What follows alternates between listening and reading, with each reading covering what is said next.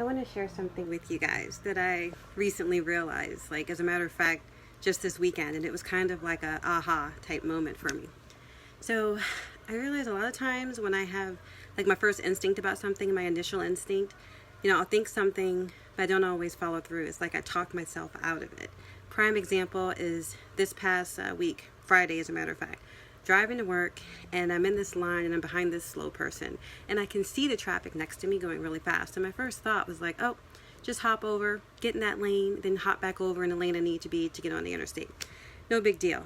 But I started thinking about it, kind of thinking about, well, what if I do get over and then it gets backed up? You know how that happens sometimes, like that movie Office Space. You know how you hop over and then all of a sudden it stops and then you're stuck and then you're trying to get back over and people won't let you in and then you miss your stop and then you don't go on the interstate and then you wind up having to circle back around and find another entrance. So I'm thinking all this as I'm in line. And so what I wind up doing is playing it safe, staying comfortable, not getting into that area of discomfort where I hop out, try to speed up, and then see if I can, or not speed up, I'm staying within the traffic limits, guys, but hop over to the other lane so that way I can pass the car that's like so slow and then hop back over and get the interstate. I didn't do that. I'm staying there. I'm thinking about, well, what about this? What about that? And I realized I talked myself out of it. The light changes. Then I'm stuck. So then I can't go. And then I see the lane that I was going to get into. The cars were like way up. So they had stopped early. They had all gone through. And had I switched over, I would have had no problem like switching back to the lane I wanted to get into to get on the interstate because it was totally clear. But because I didn't, I decided to just kind of play it safe and comfortable, stay in the lane where I knew I'd be able to get on the interstate. And then I wound up just, running behind schedule or behind where I wanted to be, not taking the opportunity that presented itself. And the main thing was not listening to myself, not following my initial instincts, but talking myself out of it, rationalizing myself out of it. And why? Because I wanted to have a guarantee. I wanted to be safe and not step into discomfort. Because a lot of times when we follow our instincts, sometimes that can lead you to some of the best experiences of your life. But, it can be uncomfortable too because you never know what's going to happen. But in order to really get anywhere, we have to step into discomfort and be okay leaning into that to experience the possibility on the other side.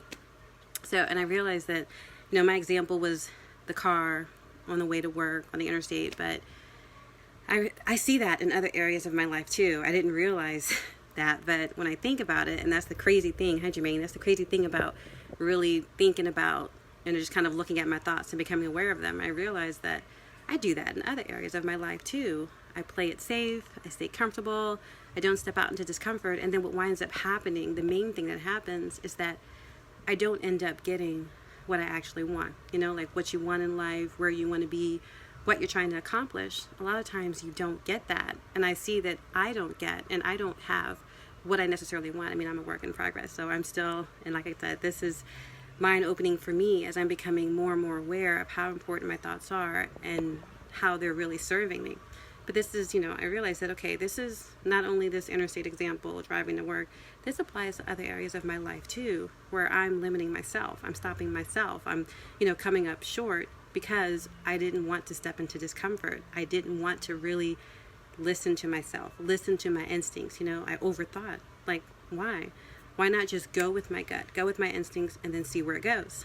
But that's not what I was doing. I was talking myself out of it. So now that I am aware, I'm definitely going to be more intentional and just conscious of that in myself. But I wonder how many of you guys experience that too or have seen that. Like, have you seen that in your life? Do you have an instinct to do something and then not actually follow through and then realize after the fact that, oh, I should have, I wish I had.